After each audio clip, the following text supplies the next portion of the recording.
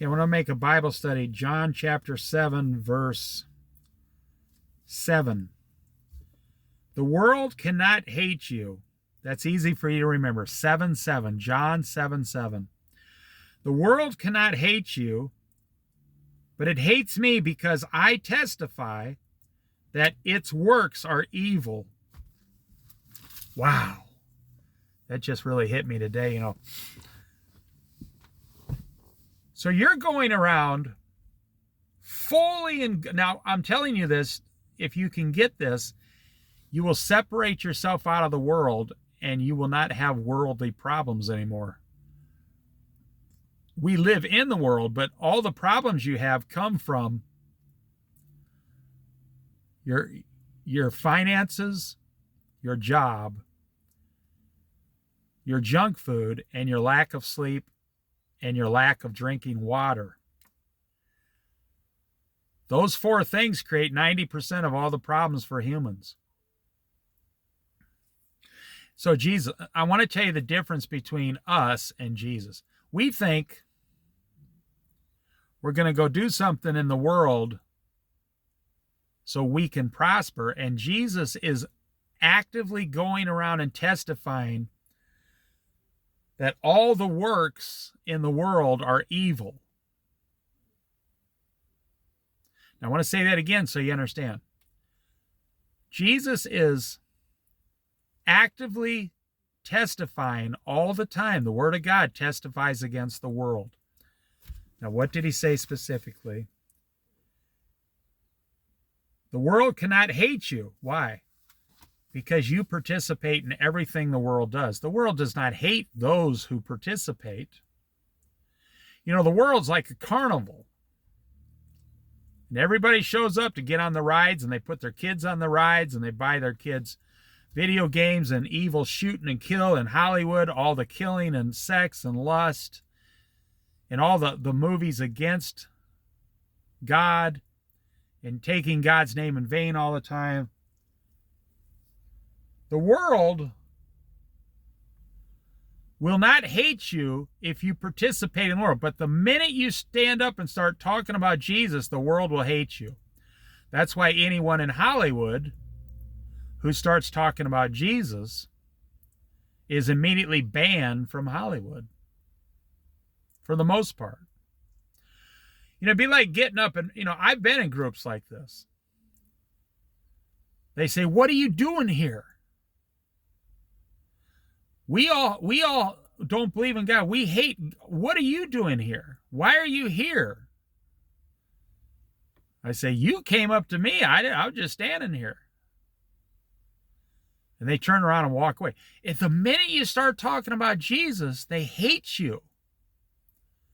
But why do they hate? Why do men? In the Old Testament it says, "Why do the nations conspire and rage against the Lord?" Then it says he laughs at their destruction. Now listen very carefully.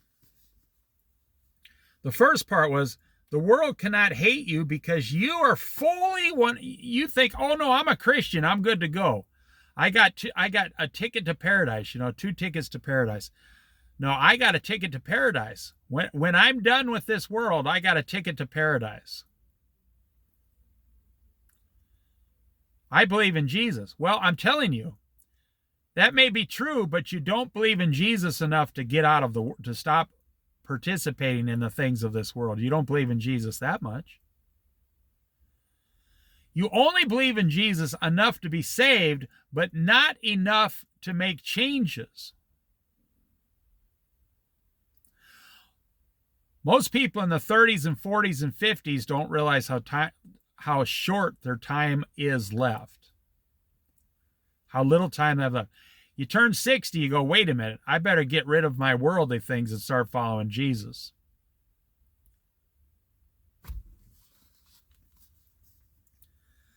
So the second half is, but the world hates me, Jesus, because the Son of God, because I testify that its works are evil.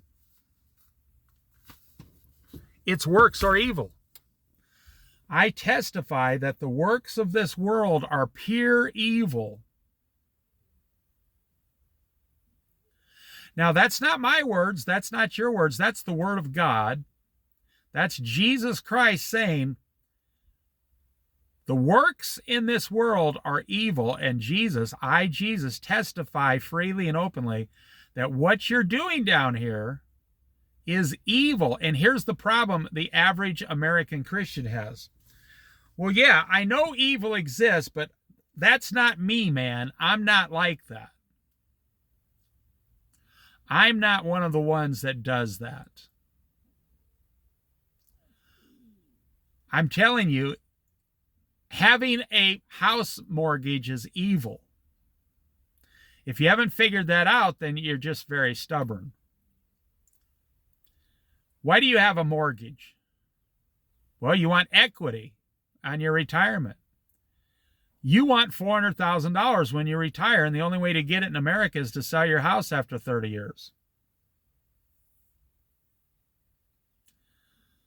You want a 401k. See, you're serving money. You're serving money for 30 years. You're not serving God for 30 years. And that's evil. Well, where would I live? You could, 30 years ago, you could have bought a $25,000 house and just stayed in that and been happy.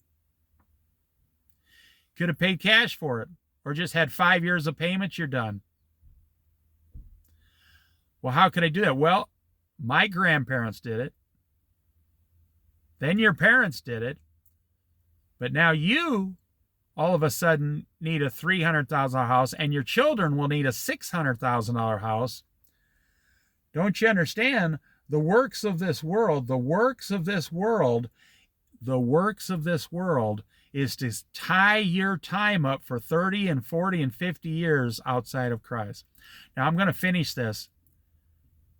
You can't deny what it says here. Jesus says very clearly, the works of this world are evil. Jesus says, I testify the works of this world are evil. I, Jesus, testify the works of this world are evil. I testify the works of this world are evil. If Jesus says it, you can't deny it. So you say, okay, well then Jesus said it, so it's true. So what do I do? How do I act? How do I live? Well, you got to read the Bible. You got to pray. You got to get up and say, does Jesus want me to be $200,000 in debt on a house?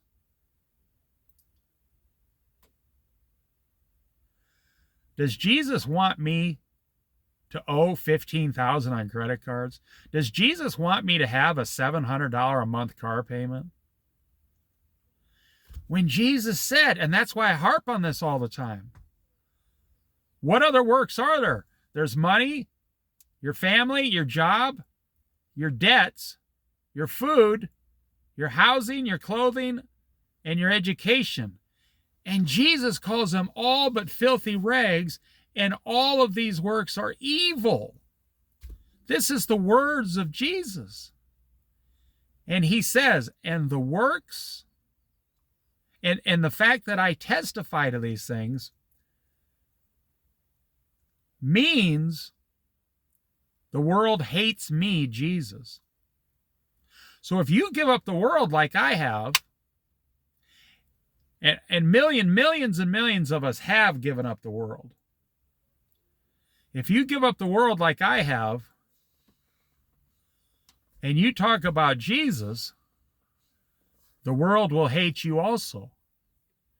But in heaven, you will receive a reward so rich, so pressed down, so poured upon you, you will not be able to contain it for all eternity. And you can receive some of that on earth. I receive rewards from Jesus every single day. But they're not in the world. I understand the world is evil. I learned that a long time ago.